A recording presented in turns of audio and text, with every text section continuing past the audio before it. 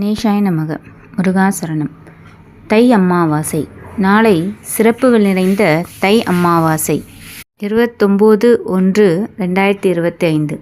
பித்ரு தோஷங்கள் நீங்க முன்னோர்களை வழிபட தவறாதீர்கள். அமாவாசை நாட்கள் முன்னோர்களுக்கான நாளாக கருதப்படுகிறது.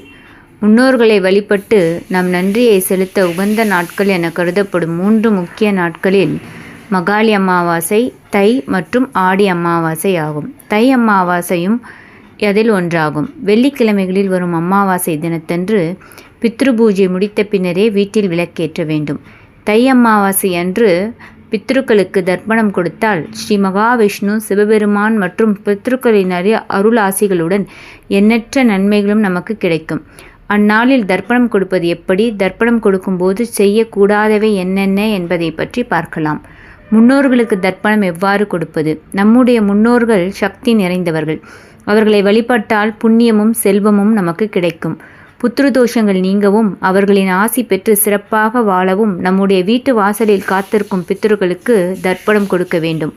அமாவாசை தர்ப்பணம் செய்ய உகந்த நேரம் சூரிய உதயத்துக்கு பின்பு அமாவாசை திதி முடிவதற்குள் தர்ப்பணம் கொடுக்க வேண்டும். தர்ப்பணம் கொடுக்கும்போது தங்களின் கோத்திரம், குலதெய்வம், 3 தலைமுறையின் பெயர்களை கூற வேண்டும்.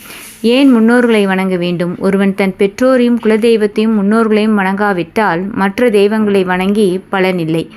அப்படிப்பட்ட சிறப்புகள் வாய்ந்த நம் முன்னோர்களை ஆடி அமாவாசை, புரட்டாசி அமாவாசை, தை அமாவாசை ஆகிய தினங்களில் மிக சிறப்பாக தர்ப்பணம் கொடுத்து வழிபடுவது வழக்கம்.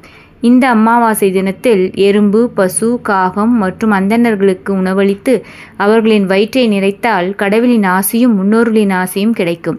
தை அமாவாசை தினத்தில் என்ன செய்ய வேண்டும்? தை அமாவாசை தினத்தில் நீர்நிலைகளான கடல், ஆறு உள்ளிட்ட இடங்களில் முன்னோர்களுக்கு பிடித்த உணவுகளை படைத்தும் திதி தர்ப்பணம் கொடுத்தும் வழிபடுவது வழக்கம். அப்படி நீர்நிலைகளுக்கு சென்று தர்ப்பணம் கொடுக்க முடியாதவர்கள் வீட்டிலே தர்ப்பணம் கொடுத்து அதனை அருகில் உள்ள நீர்நிலைகளில் கொண்டு சேர்த்து விடலாம்.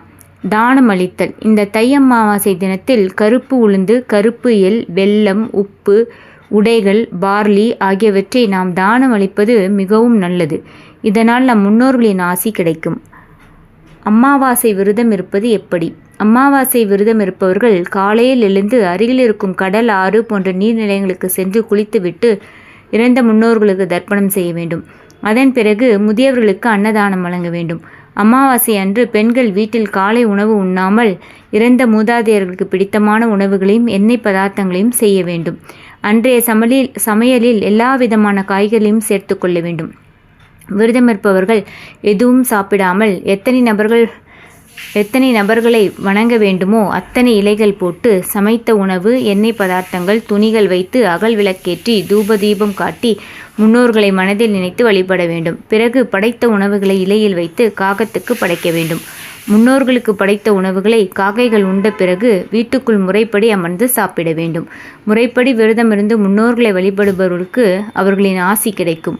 முன்னோர் செய்த பாவ வினைகள் நீங்கி அவர்களுக்கு முக்தி பேறு கிடைக்கும். ஆடி அமாவாசை அன்று தர்ப்பணம் செய்த பிறகு பசுவுக்கு அகத்திக்கீரை கொடுப்பது நல்லது. இந்த தவறை செய்து விடாதீர்கள். அமாவாசை அன்று வாசலில் கோலம் போடுவது, மணி அடிப்பது போன்றவற்றை தவிர்க்க வேண்டும். இவையெல்லாம் நம் முன்னோர்களுக்கு வருத்தத்தை ஏற்படுத்தும். தர்ப்பணம் கொடுக்கும்போது கிழக்கு முகமாக பார்த்தபடிதான் கொடுக்க வேண்டும். மேலும் தர்ப்பணம் கொடுக்கும்போது கருப்பு எல்லை மற்றவர்களிடமிருந்து கடனாக வாங்கக்கூடாது. அதேபோல் கரையில் இருந்து கொண்டு நீரிலும் தர்ப்பணம் செய்யக்கூடாது. நீரில் இருப்பவர்கள் நீரிலும், கரையில் இருப்பவர்கள் கரையிலும் தான் தர்ப்பணம் கொடுக்க வேண்டும். காகத்துக்கு முக்கியத்துவம். தை அமாவாசை வழிபாட்டில் காகத்துக்கு முக்கியத்துவம் அளிக்கப்படுகிறது. சனீஸ்வர பகவானின் வாகனமான காகம் யமலோகத்தின் வாசலில் இருப்பதாகவும் அது யமனின் தூதுவன் எனவும் கூறப்படுகிறது. காகத்துக்கு சாதம் வைத்தால் யமலோகத்தில் வாழும் நமது முன்னோர்கள் அமைதி அடைந்து நமக்கு ஆசி வழங்குவார்கள். துளசி மாலை. முன்னோர்களுக்கு கண்கண்ட தெய்வமாக விளங்குபவர் மகாவிஷ்ணு. அவருக்கு துளசி மாலை சாற்றி வழிபடுவது விசேஷம். எனவே தை அமாவாசை அன்று வீட்டில் இருக்கும் முன்னோர்களின் படத்துக்கு துளசி மாலையோ துளசி இலையோ சமர்ப்பிக்க வேண்டும். அது மகாவிஷ்ணுவை மகிழ்விக்கும். இதனால் பித்ருக்களுக்கு விஷ்ணுவின் ஆசி கிடைக்கும். நமக்கும் விஷ்ணு மற்றும் முன்னோர்களின் ஆசி கிடைக்கும். தை அமாவாசை பலன்கள். தை அமாவாசை வழிபாடு செய்வதன் மூலம் பித்ருக்கள் நற்கதியை அடைவதும் திருப்தி அடைவதும் மட்டுமில்லாமல் நம் வாழ்வில் நற்பலன்களும் பெருகும். மேலும் கடன் பிரச்சனைகளிலிருந்து விடுபடலாம். தை அமாவாசையில் முன்னோர்களை வணங்கி அவர்களின் ஆசியை அனைவரும் பெற வேண்டும்.